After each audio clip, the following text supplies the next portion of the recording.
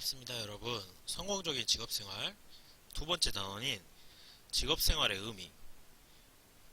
직업생활의 의미 중에 두 번째,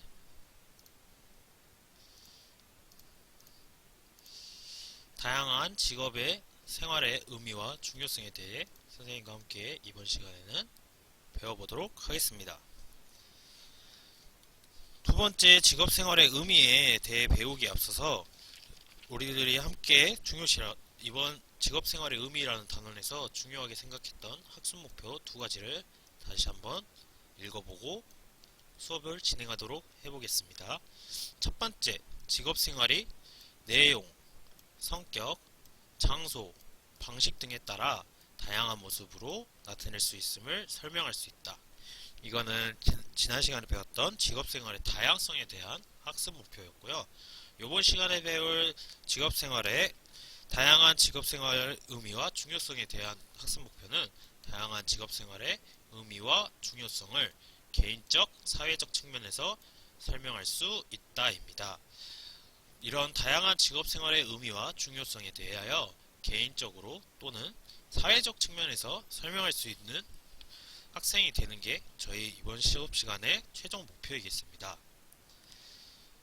지난 시간에 배웠던 내용들을 복습하는 부분은 그 다음 시간에 함께 오늘 배울 내용과 복습을 하면서 중단을 정리를 할 계획이고요.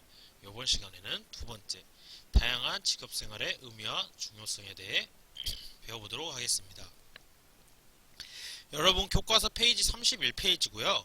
그 아래 부분 1번 직업생활의 의미와 중요성에 대해 윗줄을 그어가며 선생님 수업을 들어보도록 할게요. 직업생활의 의미와 중요성은 사람들이 공동의 이익을 위하여 공동체 생활을 유지하는 데 필요한 여러가지 일을 나누어 만든 것을 직업생활이라고 한다. 직업은 사람들에게 단순한 물질적 보상을 넘어선 의미를 부여한다. 즉 직업생활에서는 복잡하고 다양한 사회관계 속으로 들어감으로써 알게 되는 내외적인 요소들이 있다. 이 문장이 4개의 문장으로 되어 있는데 이 4개의 문장 중에 중요한 단어 등이 많이 섞여 있죠. 먼저 함께 보도록 할게요. 사람들이 공동의 이익을 위하여 공동체 생활을 유지하는 데 필요한 여러가지 일을 나누어 만든 것을 직업생활이라고 한다. 이 부분이 직업생활에 대한 정의겠죠. 정의 부분을 꼭 한 번씩 윗줄을 그어주고, 다음으로 직업은 사람들에게 단순한 물질적 보상을 넘어선 의미를 부여합니다. 단순히 여러분들에게 직업생활이 돈을 주는 개념을 넘어서서 다양한 의미를 부여하는 것을 알 수 있겠는데요. 직업생활에서는 복잡하고 다양한 사회관계 속으로 들어감으로써 내외적인 요소들이 있는 것을 알 수 있습니다. 단순하게 돈만 주는 게 아닌 그 직업 안에서 사회관계를 통하여서 내외적인 요소들이 포함되어 있다는 것을 알 수 있는 부분이겠습니다. 직업생활의 개인적인 중요성입니다. 이 부분은 31페이지 가에 나와 있는 부분인데요. 직업생활은 개인이 사회생활을 하는 기본 통로입니다. 자신이 어떠한 환경 속에서 누구와 어떤 일을 종사하고 있는지, 또한 그 일에 얼마나 만족하며 스스로 누구인가를 정의할 때 직업생활이 개인의 중심적인 역할을 하게 됩니다. 직업생활은 여러분들이 학교에 와도 알 수 있죠. 다양한 학생과 다양한 친구들이 있는데요. 각각의 성격도 다르고 특징도 다르고 외모도 다르기 때문에 여러분들이 여러 사회생활을 할 수 있는 기본적인 통로인 것을 알 수 있습니다. 또한 그 일에 얼마나 만족하며 스스로 누구인가를 정의할 때 직업생활이 개인의 중심적인 역할을 할 수 있다는 것을 알 수 있는데요. 그 아래 동그라미 표를 보면서 선생님과 하나하나 알아보도록 할게요. 첫 번째 동그라미입니다. 인생의 중심적인 활동이 되기도 합니다. 그렇죠. 직업 생활을 갖게 되면은 여러분들의 인생의 중심이 그 직업 위주로 돌아갈 수 있게 된다고 할 수 있죠. 선생님만 하더라도 아침 8시에 출근하여서 오후 6시에 퇴근을 합니다. 24시간인 하루 중에 잠자는 시간을 제외하면 거의 절반 이상을 이 직업 생활에 쓰는 데 사용을 하는데요. 즉 여러분들의 인생의 중심적인 활동이 되는 게 여러분들의 직업 생활일 것입니다. 두 번째로 직업 활동을 통해 개인의 성취감과 보람을 느낄 수 있습니다. 네, 이 부분도 여러분들이 저를 예시로 들면 저의 교사라는 직업 활동을 통하여서 여러분들이 이 배움을 통해 시험 성적도 잘 맞고 학교 수업을 잘 따라와 준다면 저는 성취감과 그만큼 선생님이 준비한 만큼 잘 따라와 주면 보람감을 느끼기 때문에 여러분들이 어떠한 직업을 선택하든 각 직업에 대한 개인의 성취감과 보람을 느낄 수 있을 것이고요. 세 번째로 자식의 노력의 대가를 예측, 통제, 조정할 수 있습니다.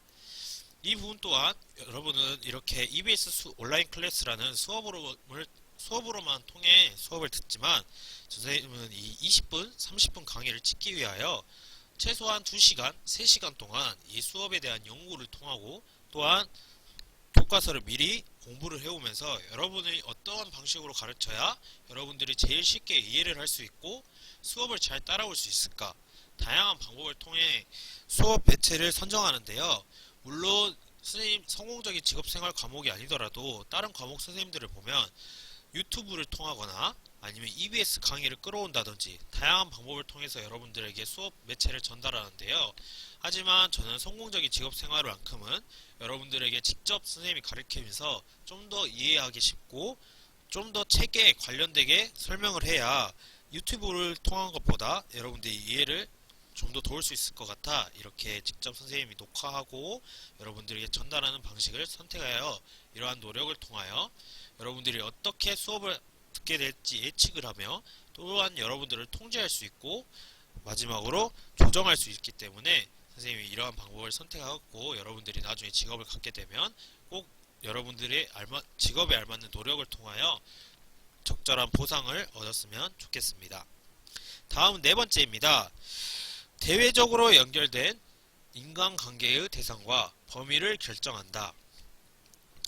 또 선생님으로 예를 들면 저는 성공적인 직업생활 교사이지만 다른 기계과 선생님이나 상과 선생님 또는 인문계 선생님들과 다양한 인간관계를 맺고 있겠죠. 이처럼 여러분들이 직업을 갖게 되면 자신의 전공 분야가 아니더라도 자신의 직장에 같이 함께 일하는 여러 직장인들과 함께 인간관계를 얻게 될 것입니다. 다섯 번째입니다. 직업생활은 자신의 정체성과 자존심 및 사회적 위장에 의미를 부여합니다. 직업생활을 통하여 여러분들의 정체성과 자존심 또한 사회적 위상을 의미하는 데 있을 것입니다. 마지막으로 생활하는 환경 속에서 성격은 변하기도 하므로 성격 형성에 영향을 끼칩니다. 여러분들이 만약에 직업을 갖기 전에 갖고 있었던 성격이 여러분들이 해당 직업을 갖게 됨으로써 성격은 또한 변할 수 있게 된다는 말인데요. 그 해당 직업에 맞춰서 성격이 변할 수 있기 때문에 꼭 여러분들이 너무 성격만 가지고 직업을 선택하기보다는 자신의 특기, 자신이 잘할 수 있는 점 등을 가지고 직업 선택을 하여서 그 성격에 맞게 직업을 골라갔으면 좋겠습니다. 다음으로 32페이지 나 부분입니다. 직업생활의 사회적 중요성인데요. 직업생활은 구성원들 간의 일과 관련된 사회적 관계들을 지속적으로 유지 관리해 나가는 사회적 상호작용 과정 중에 하나입니다. 모든 사람은 자유롭게 직업을 선택할 수 있습니다. 그러나 직업을 선택하게 되면 일단 사회적 책임이 가해지는데요. 사회가 유지 발전되기 위해서 구성원이 지켜야 할 규칙이 사회적 책임이 됩니다.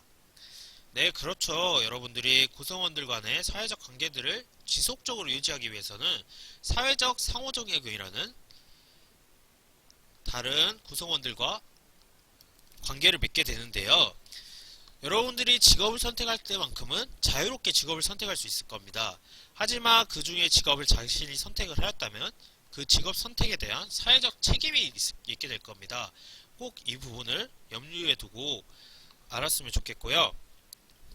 그 표 1-6에 보면은 사회 변화에 따른 직업 세계의 변화입니다.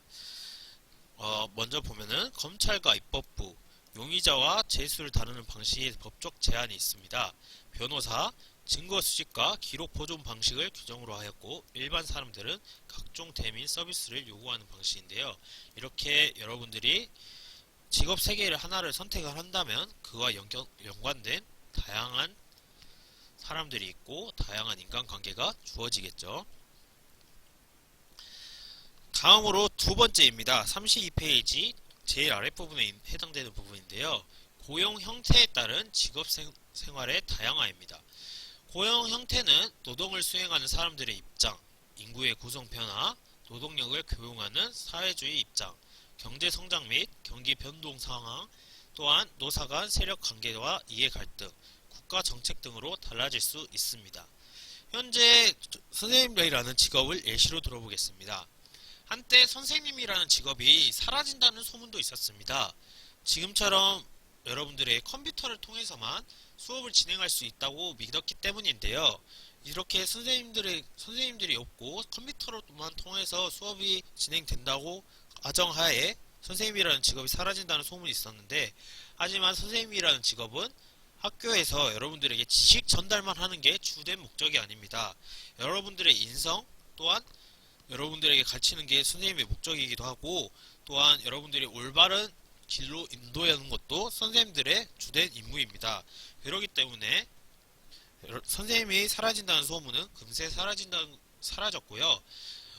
요즘에는 21세기 세대입니다. 21세기 세대이다 보니 요즘에는 지식 정보화를 추구하는 직업이 많이 급증하게 되었는데요. 이처럼 경제 성장 및 경기 변동 상황에 따라서 직업이 변화되고 노사 간 세력 관계, 이해 갈등 등으로 달라진다는 것을 또한 알 수 있으면서, 노동력을 고용하는 사업주의 입장에 따라서 자신이 사업주의 입장이라면은 어느 노동력을 가진 사람을 뽑을지 결정할 수 있겠죠. 이렇게 또한 인구 구성의 변화가 어떻게 사람 수가 적으면은 그만큼 여러분들이 취업하기 편하겠지만, 사람 수가 많으면은 다양한 형태의 사람이 많기 때문에 여러분들이 직업 생활을 선택하기에는 폭이 또 좁아질 수 있겠죠. 그 아래 표 1-7과 그림 1-3을 함께 보도록 하겠습니다. 전문직과 비전문직이 있는데요. 전문직은 고능력과 고숙련, 저희 특성화 고등학교에서 원하는 학생이겠죠. 전문적인 능력을 함양하는 학생들을 원하는데, 시간의 주도성 및 자율성 증가에 따른 긍정의 영향을 가지고 있고요. 비전문직은 숙련이 아직 덜 됐겠죠.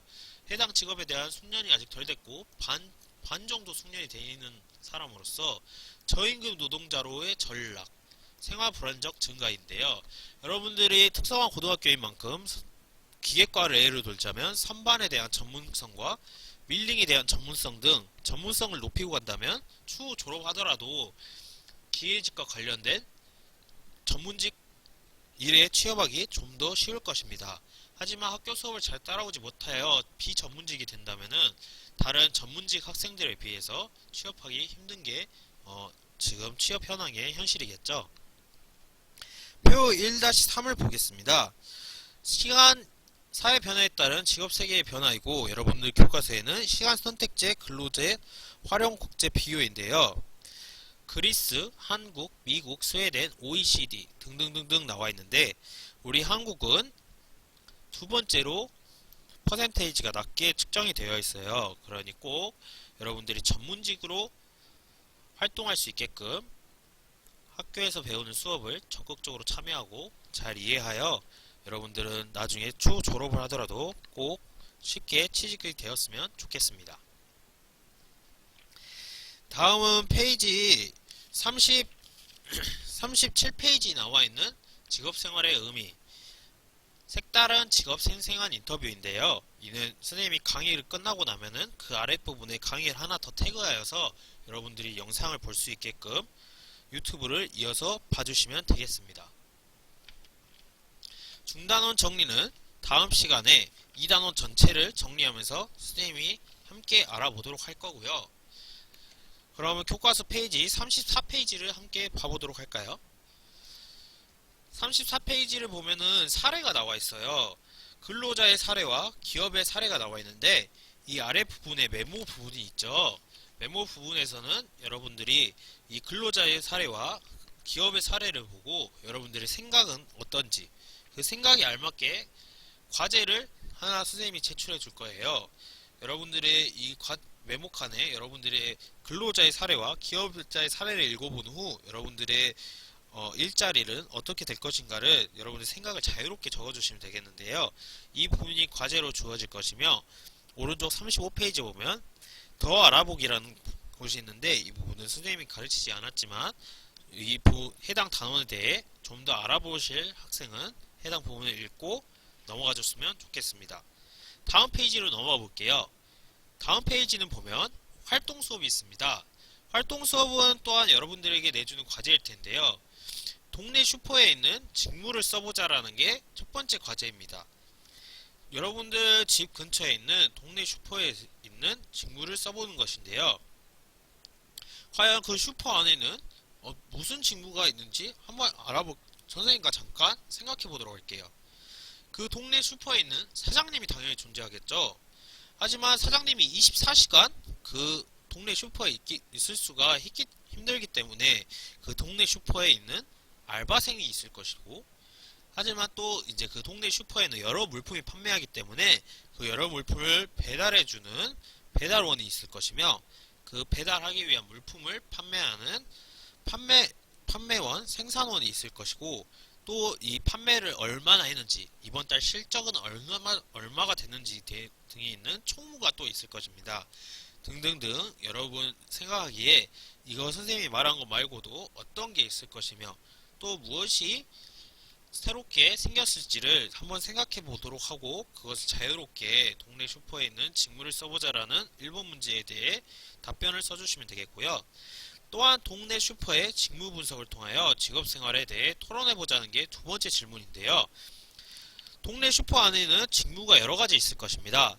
물건을 나누는 사람, 또 물건을 배달해주는 사람, 또 물건의 재물이 몇 개나 있는지 조사하는 사람 등 여러 가지 있을 텐데, 여러분들이 생각을 해보고 무슨 직무가 있을지를 그 아래 부분에 채워나가면서 써주시면 되겠습니다.